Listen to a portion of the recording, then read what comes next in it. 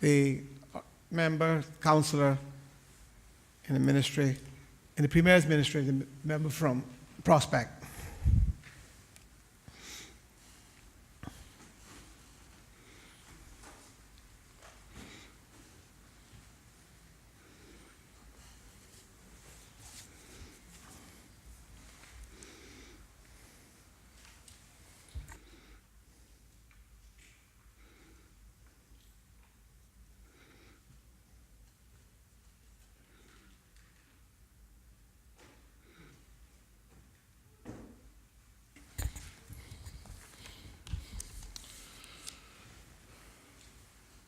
Thank you, Mr. Speaker.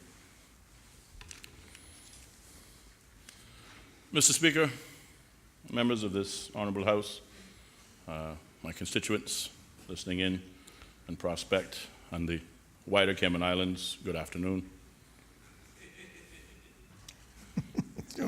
I am pleased to rise to make my contribution to the Customs and Border Control Bill 2018 being brought on behalf of the government and in the ministry in which I share responsibility, or shared responsibility for, that being the Ministry of Human Resources, Immigration and Community Affairs.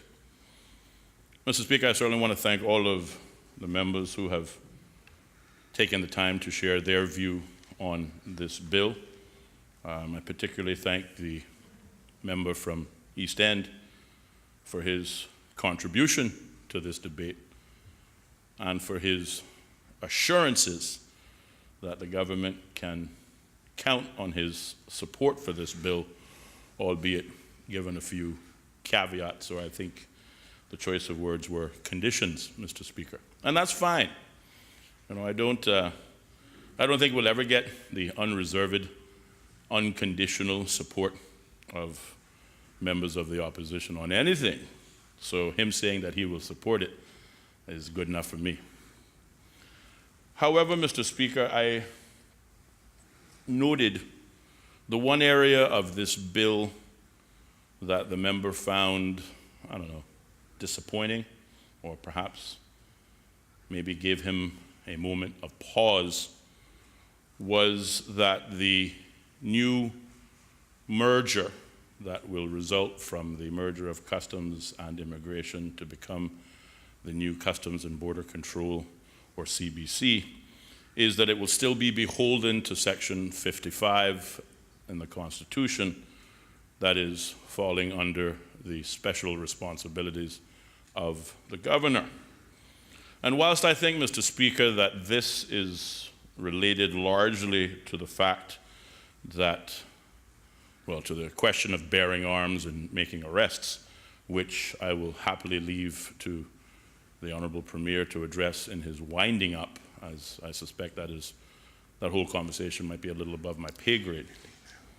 However, let me reassure the member and all of those within the sound of my voice that this change exercise that we are proceeding forward on is very much a Caymanian change exercise.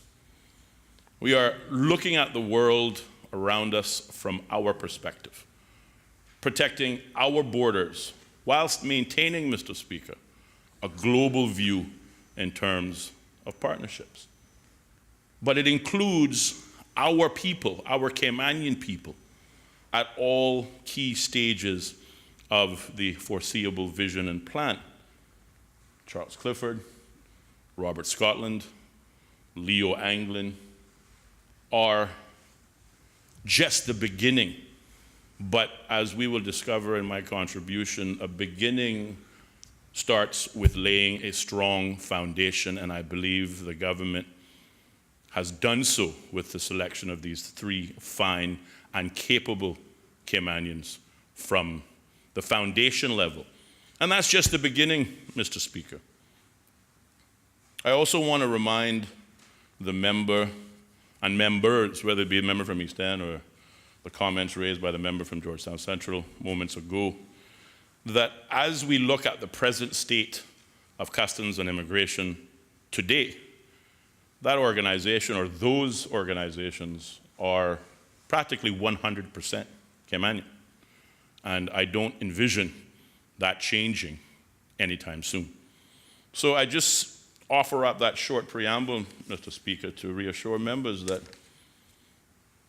whilst our partnership in law enforcement, and in particular the broader border security that the government envisions is to come, whilst that partnership will still continue to involve partnerships with the governor, the governor's office, vis-a-vis his special areas of responsibility, this entire exercise is very much a Caymanian exercise. Mr. Speaker, as the Premier already outlined, this bill and the subsequent government policy seeks to establish a single integrated border management agency for the Cayman Islands through the merger of the present existing Customs Department and the border control components of the Immigration Department. Mr. Speaker, as we are all aware, the new border management agency resulting from this merger will hereafter be known as the Customs and Border Control, or CBC in short. Government likes its acronyms. At some point in time, CBC will be all that we say, but for now, it stands for Customs and Border Control. Mr. Speaker, Customs and Border Control, or CBC, acting as an integrated, unified border management agency, will serve as a significant catalyst with respect to driving the strategic goals underpinning the policy's overarching objective, which is, Mr. Speaker, to deliver cohesive, intelligence-led, risk-based, and modernized border security services for the Cayman Islands. At the same time, Mr. Speaker, it will facilitate the unimpeded and reliable flow of commerce, as well as an expedited travel experience at all international ports of entry within the Cayman Islands for locals, residents, and visitors alike. Mr. Speaker, the new Customs and Border Control, or CBC, represents a wholesale departure from the traditional silo mentality approach that has really taken foothold throughout many of the systems in Cayman, but particularly in Customs and Immigration Border Control. That old view of thinking, Mr. Speaker, which stands on the principle that the work of one department is so much more important than the work of another department, that the information gained should not be shared by other departments performing similar tasks, and instead operate in many cases as an entity onto themselves. I think we have enough examples and enough reports and enough situations where we see one of the first areas of change that is needed is to dismantle this siloed mentality and work towards a cohesive strategy. Mr. Speaker, with change being the operative word in this exercise, the establishment of Customs and Border Control, or CBC, represents, I think, an opportunity by which we can take, perhaps for the first time, a holistic approach to border management, border control, and border enforcement by combining particular functions of customs and immigration in order to deliver a strategically coordinated initiative or initiatives in the best interest of public safety, economic prosperity, and national security. Mr. Speaker, I think it's important for us to distinguish between the present state and the future state. In the present state, which largely encompasses the work we are doing here today and includes laying the legal framework upon which the new Customs and Border Control Agency will operate. Call it laying the foundation, Mr. Speaker. That's what we're doing.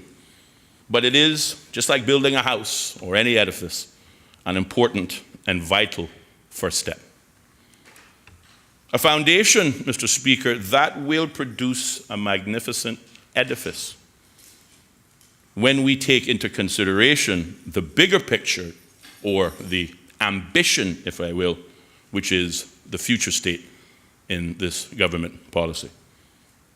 Mr. Speaker, the future state of the Customs and Border Control, under the capable leadership of Mr. Charles Clifford, will entail the coordination of security, trade facilitation, and trade enforcement operations, as well as the implementation of cutting-edge solutions to ensure the expedited flow of legitimate travelers and goods at ports of entry, while having the capability, Mr. Speaker, to interdict persons and goods illegally entering and exiting the Cayman Islands.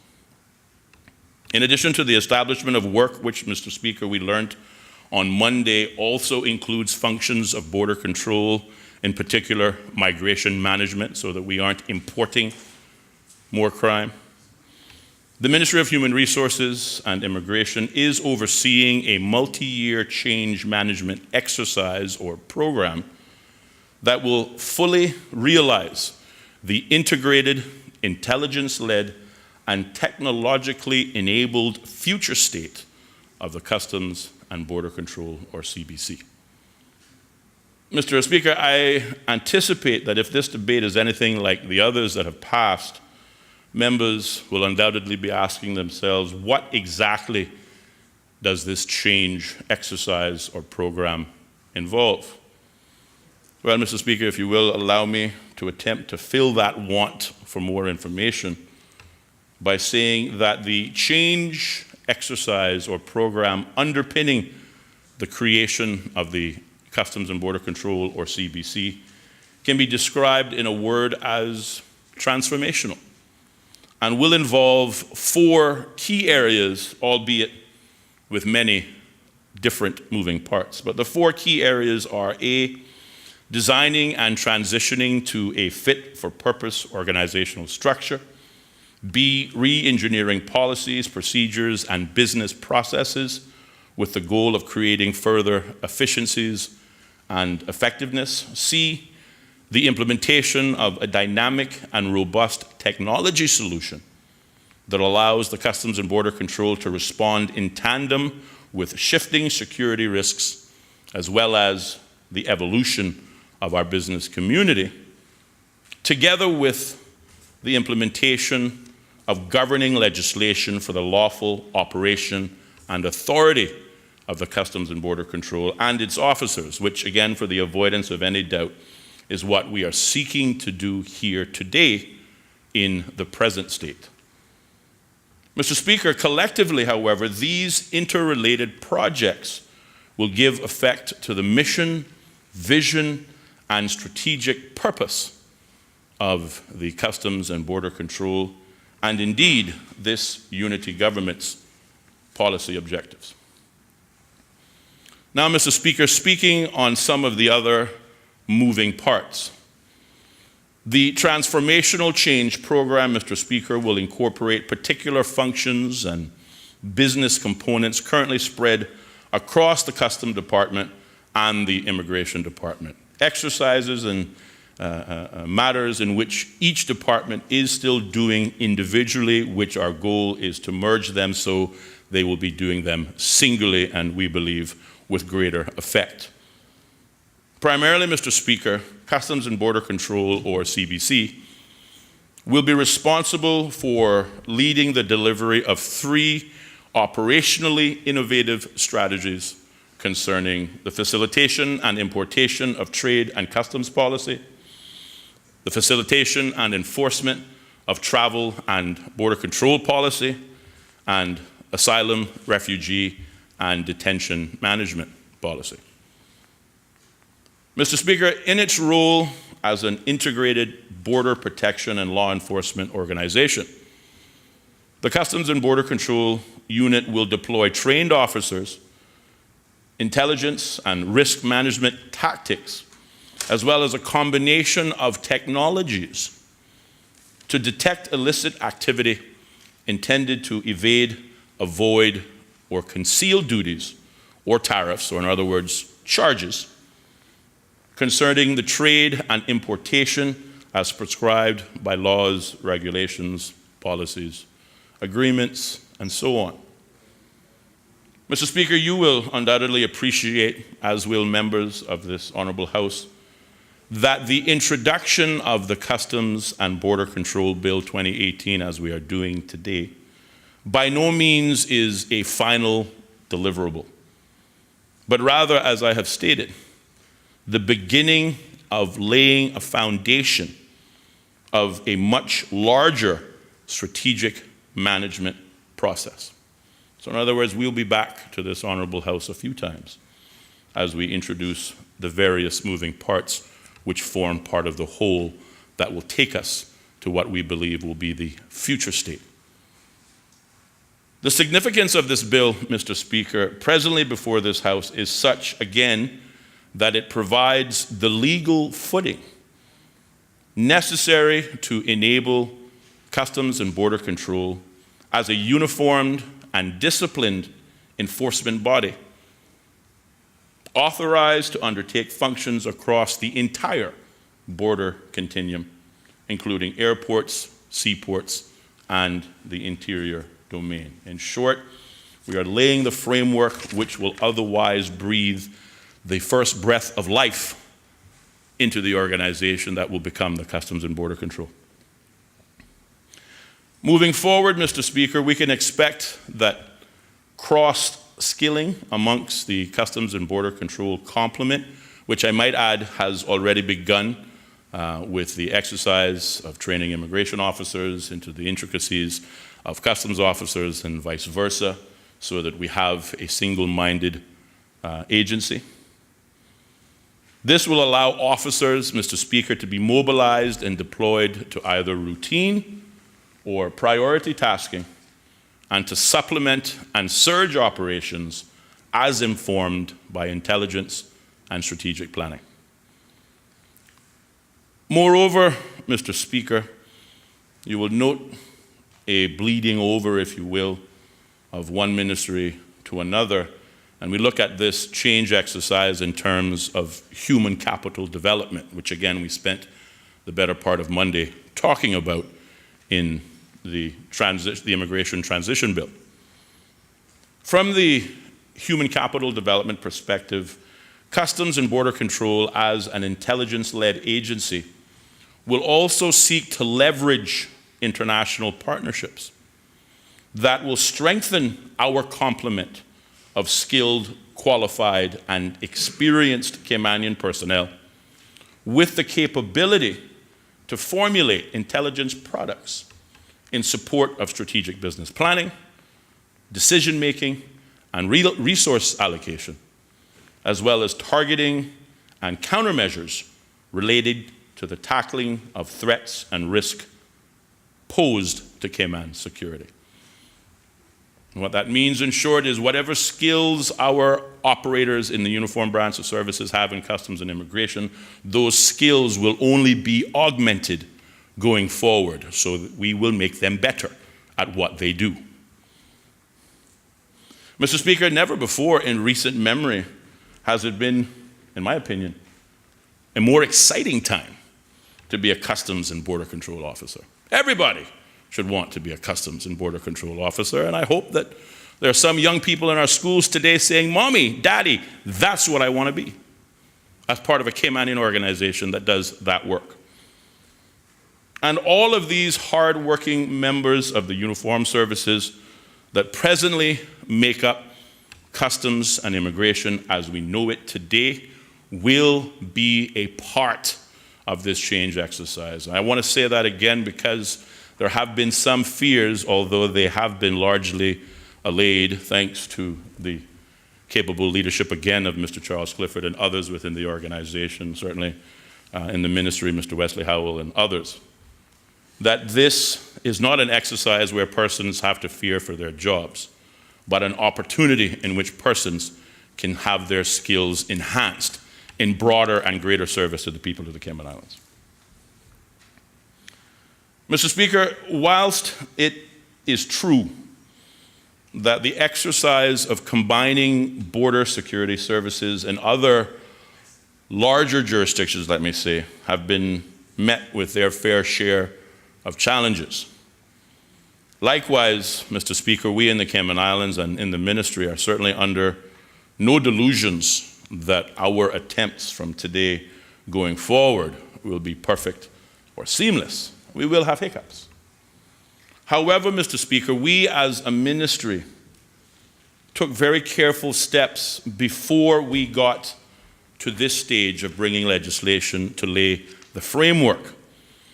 By working in collaboration with Customs and Immigration Management this past year, and also seeking to leverage our international partnerships as we take a global view in order to come up with a service delivery model that we can say we're proud of and stand behind. Partnerships which include maintaining fruitful and excellent working relationships with the United Kingdom's Border Force Agency, the U.S. Customs and Border Protection Agency, or CBP, and the Joint Regional Communication Center within the broader CARICOM Regional Management Framework for Crime and Security. Mr. Speaker, it is through these developed partnerships that we in the Cayman Islands have been afforded a rather unique opportunity in this exercise that we are embarking on by being able to learn from the failures of those that went before us. The US tried it, the UK tried it, parts of the region have tried it, and we have talked to all of those countries who have tried what we are endeavoring to try. What works in this sort of merger? What doesn't? What would you keep? What would you throw away? And so on. Having this advanced information, Mr. Speaker, and again, comes in no short way to the amount of work that has gone on by the ministry to get us to this point. We have certainly not been sitting on our laurels these past 18 months, but instead we have been working assiduously in bringing about change, not for change's sake, but change that will produce a desired outcome. With this advanced knowledge, Mr. Speaker, combined with the ongoing training and development initiatives, along with the increased cooperation, now there's that word which I think served to give the member from East End much angst, but cooperation between our own law enforcement agencies, which include the Royal Cayman Islands Police Service, Immigration and Customs as we know them today, the Department of Commerce and Investment, the Department of Labor and Pensions, are resulting in one thing, and will result, Mr. Speaker, in one thing that has been said to be the key missing ingredient in all of our governance models, and that is more effective and robust enforcement of our laws. And that enforcement, in this context, will lend itself to better protecting the people of these beautiful Cayman Islands and her borders.